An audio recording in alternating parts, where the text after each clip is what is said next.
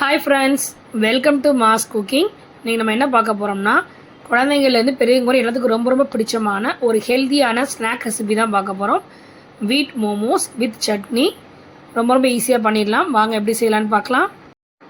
முதல்ல கோதுமை மாவை நல்லா சப்பாத்தி மாவு பார்த்ததுக்கு நல்லா சாஃப்டாக பிசைஞ்சுக்கோங்க. இது நல்லா ஒரு 10 நிமிஷம் ஊறட்டும். இது ஊறுறதுக்குள்ளேயும் நம்ம ஸ்டஃபிங்க்கு தேவையானதாக ரெடி பண்ணிக்கலாம். கடாயில் வந்து ஒரு 2 டேபிள் ஸ்பூன் எண்ணெய் ஆட் பண்ணிக்கோங்க.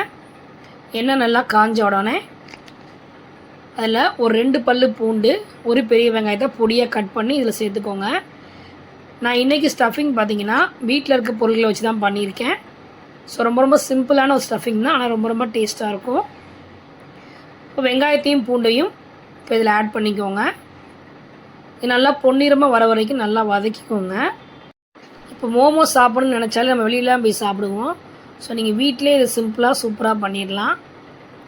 இப்போ வெங்காயம் பூண்டு நல்லா வதங்கிடுச்சு. இப்போ இன்றைக்கி என்கிட்ட பீன்ஸ், கேரட், பட்டாணி இருந்துச்சு. அதை 3 நான் ஆட் பண்ணிக்கிறேன். ஒரு 4-5 பீன்ஸ், ஒரு கேரட், ஒரு கைப்பிடி பட்டாணி நான் அதில் ஆட் பண்ணிக்கிறேன். உங்கள்கிட்ட கேபேஜ், ஸ்வீட் கார்ன் இந்த மாதிரி இருந்தாலும் நீங்கள் ஆட் பண்ணிக்கலாம். அது உங்களுடைய விருப்பம் தான். ஸோ காயை நல்லா உள்ளே போட்டுட்டு நல்லா ஒரு வதக்கிக்கோங்க. ரொம்ப வதக்கணும் அவசியம் கிடையாது. ஏன்னா திருப்பி நம்ம எல்லாத்தையும் வேக வைக்க போகிறோம். அதனால் ஒரு ஹாஃப் குக்குக்கு நீங்கள் வதக்கினா போதும். இப்போ இந்த காய்கறிக்கு தேவையான அளவு உப்பு சேர்த்துக்கலாம். நம்ம ஆல்ரெடி மாவில் போட்டு உப்பு சேர்த்துருக்கோம். அதனால் நீங்கள் காய்கறியில் போடுறப்ப கொஞ்சம் பார்த்து சேர்த்துக்கோங்க, இல்லை ரொம்ப உப்பு ஜாஸ்தி ஆகிடும். நான் அந்த ஸ்டஃபிங்கில் பார்த்திங்கன்னா வேறு எதுவுமே ஆட் பண்ண போகிறது கிடையாது. சில பேர் சோயா சாஸ், சில்லி சாஸ் எல்லாமே ஆட் பண்ணுவாங்க. நான் இதில் எதுவுமே ஆட் பண்ண போகிறது கிடையாது. வீட்டில் இருக்க அந்த திங்ஸ் வச்சு தான் நான் வந்து இன்றைக்கி ஸ்டஃபிங் செஞ்சு காமிக்கிறேன். இப்போ காய்கறியில் நல்லா வதங்கினதுக்கப்புறம் மசாலாலாம் ஆட் பண்ணிக்கலாம். நான் இன்றைக்கி காரத்துக்கு பார்த்திங்கன்னா மிளகாய்த்தூள், கரம் மசாலா, பெப்பர் மட்டும் தான் ஆட் பண்ணுறேன். ஏன்னா பச்சை மிளகாய், இஞ்சிலாம் சேர்த்திங்கன்னா குழந்தைங்க சாப்பிட்றப்ப அந்த வாயில் கடிபுறப்பு ரொம்ப ரொம்ப டிஸ்டர்பன்ஸாக இருக்கும். அதனால் அவங்க விரும்பி சாப்பிட மாட்டாங்க. அதனால் நான் வந்து இன்றைக்கி எதுவுமே நான் ஆட் பண்ணலை. வெறும் மசாலா மட்டும் தான் நான் ஆட் பண்ணுறேன். நீங்கள் வேணும்னா இஞ்சி, பச்சை மிளகாலாம் நீங்கள் ஆட் பண்ணிக்கலாம். ஸோ 1 டேபிள் ஸ்பூன் மிளகாய்த்தூள், 1/2 table spoon garam masala, 1 teaspoon pepper நான் ஆட் பண்ணிக்கிறேன். ஸோ இந்த காரமே பார்த்திங்கன்னா உங்களுக்கு கரெக்டாக இருக்கும். இது நல்லா போட்டு வதக்கிக்கோங்க. மசாலாலாம் போட்டோடனே பார்த்திங்கன்னா அடுப்பை வச்சு ஸ்லோவில் வச்சுக்கோங்க, இல்லைன்னா வந்து உங்களுக்கு தீஞ்சு போயிடும். அவ்வளோதான், நமக்கு சூப்பராக வந்து ஸ்டஃபிங் ரெடி ஆகிடுச்சு. கடைசியாக நான் அதில் ஒரு கைப்பிடி கொத்தமல்லி இலை தூவிடுறேன். ஸோ இப்போ ஸ்டஃபிங் பார்த்திங்கன்னா ஒரு 10 நிமிஷத்துலேயே பண்ணி முடிச்சிடலாம். இப்போ அடுத்ததாக பார்த்திங்கன்னா எப்படி வந்து மோமோஸ் செய்யலாம் அப்படின்றத நான் உங்களுக்கு காமிக்கிறேன். நான் இன்றைக்கி உங்களுக்கு 2 விதமாக செஞ்சு காமிக்கிறேன். ஃபஸ்ட்டு பார்த்திங்கன்னா நார்மலாக வந்து ரவுண்ட் ஷேப்பில் இருக்கிற மோமோஸ் நான் செஞ்சு காமிக்கிறேன். மாவு இதெல்லாம் இந்த மாதிரி திரட்டிக்கோங்க. இந்த மாதிரி ஒரு மூடி எடுத்து நல்லா போட்டு ப்ரெஸ் பண்ணிட்டீங்கன்னா நல்லா உங்களுக்கு ரவுண்ட் ஷேப்பில் மாவு உங்களுக்கு வந்துடும். ஸோ எக்ஸ்ட்ரா ஸ்டஃப்லாம் எடுத்து போட்டுருங்க. போட்டுட்டிங்கன்னா நல்லா உங்களுக்கு ரவுண்ட் ஷேப்பில் அந்த மாவு இருக்கும். ஸோ இப்போ நம்ம இதில் ஸ்டஃபிங்கை வந்து இதில் ஆட் பண்ணிடலாம். ஸோ நீங்கள் இந்த மாதிரி ரவுண்டாக பண்ணுறப்ப எல்லா மோமோஸுமே உங்களுக்கு ஒரே மாதிரி கிடச்சிரும். இப்போ உள்ளார நம்ம ஸ்டஃபிங் இதில் ஆட் பண்ணிடலாம். ஸோ இந்த மாவுக்கு தேவையான அளவு ஸ்டஃபிங் எடுத்து இதில் வச்சுருங்க. வச்சுட்டு இதை நான் எப்படி உங்களை மடிக்கணும் அப்படின்னு சொல்கிறேன். ஸோ மாவை இந்த மாதிரி எடுத்துகிட்டு ஒரு விசிறி மாதிரி இந்த மாதிரி மடிச்சுக்கோங்க.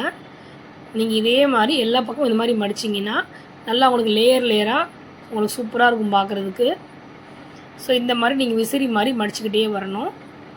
கார்னர் வரையும் மடிச்சுட்டு இந்த மாதிரி தூக்கிட்டு அந்த நடுவில் ஒரு கொண்டா மாதிரி இருக்கும், அதை சுருட்டுனீங்கன்னா எல்லா பக்கமும் நல்லா உங்களுக்கு அந்த கோடு அந்த லேயர் மாதிரி உங்களுக்கு அழகாக வந்துடும். அதுக்கப்புறம் இந்த மேலே இருக்க எக்ஸ்ட்ராஸ் மாவை நீங்கள் இதை எடுத்துடலாம். இல்லைன்னா அந்த இடம் கொஞ்சம் தடிமனாக இருக்கும், அதனால் அந்த மாவை நீங்கள் எடுத்து போட்டுடலாம். அவ்வளோதான், நமக்கு ரவுண்ட் ஷேப்பில் சூப்பராக மோமோஸ் ரெடி ஆகிடுச்சு. ஸோ அடுத்த இன்னொரு மெத்தட் நான் உங்களுக்கு ஒன்று காமிக்கிறேன். இதே மாதிரி மாவை ரவுண்டாக வந்து கட் பண்ணிவிட்டு உள்ளுக்குள்ள ஸ்டஃபிங் வச்சுருங்க. கொழுக்கட்டை செய்கிற மாதிரி இந்த மாவை நல்லா மடிச்சுட்டு எல்லா பக்கமும் நல்லா கையை வச்சு இந்த மாதிரி நல்லா வந்து க்ளோஸ் பண்ணிக்கோங்க.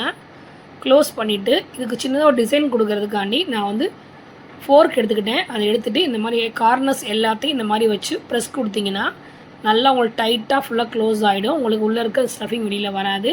பார்க்குறதுக்கும் அந்த மோமோஸ் வந்து டிசைனாக ரொம்ப நல்லாயிருக்கும். ஸோ நம்முடைய கொழுக்கட்டை டிசைனில் ஒரு சூப்பரான மோமோஸ் நமக்கு ரெடி ஆகிடுச்சு. ஸோ நிறைய மாடலில் நீங்கள் இந்த மாதிரி வந்து மோமோஸ் செய்யலாம். நான் இன்றைக்கி 2 மாடலில் செஞ்சு காமிச்சிருக்கேன். இப்போ நம்ம எல்லாத்தையும் வேக வைக்க போகிறோம். நீங்கள் ஸ்டஃபிங் மோமோஸ் இதெல்லாம் செய்கிறதுக்கு முன்னாடியே இட்லி குப்பை நல்லா வந்து தண்ணி ஊற்றி கொதிக்க விட்ருங்க. அப்போ தான் உங்களுக்கு மோமோஸ் வந்து சீக்கிரம் வேகும், சாஃப்டாகவும் இருக்கும். நீங்கள் இதே மாதிரி இட்லி வேக வைக்கிறதுக்கு இந்த மெத்தடை நீங்கள் ஃபாலோ பண்ணலாம். இட்லி வேக வைக்கிறதுக்கு முன்னாடி நல்லா தண்ணியை வந்து கொதிக்க விட்ருங்க. அதுக்கப்புறம் நீங்கள் இட்லி ஊற்றி வச்சு வேக வச்சிங்கன்னா நல்லா இட்லி உங்களுக்கு சாஃப்டாகவும் கிடைக்கும், சீக்கிரமாக உங்களுக்கு வெந்துடும்.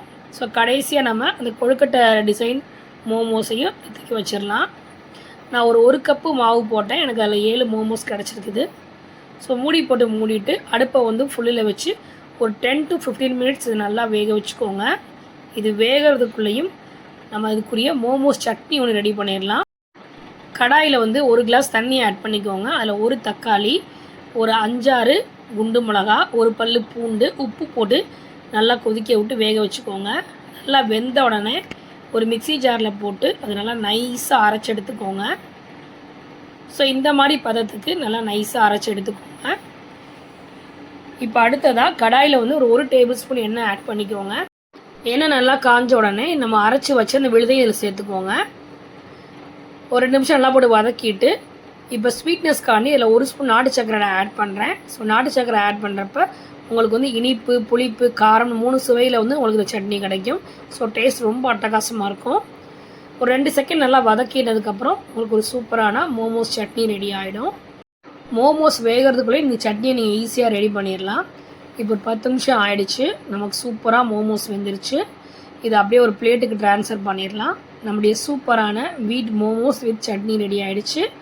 நம்ம சேனலில் நான் ஆல்ரெடி மைதா மோமோஸ் வந்து போட்டிருக்கேன். டிஸ்கிரிப்ஷன் பாக்ஸில் லிங்க் தரேன், நீங்கள் போய் செக் பண்ணி பார்த்து செஞ்சு பாருங்கள். இனிமேல் நம்ம கடைக்கு போகணும் அவசியம் கிடையாது, நீங்கள் வீட்டிலே அழகாக அந்த மாதிரி செஞ்சு கொடுக்கலாம். குழந்தைங்க விரும்பி சாப்பிடுவாங்க.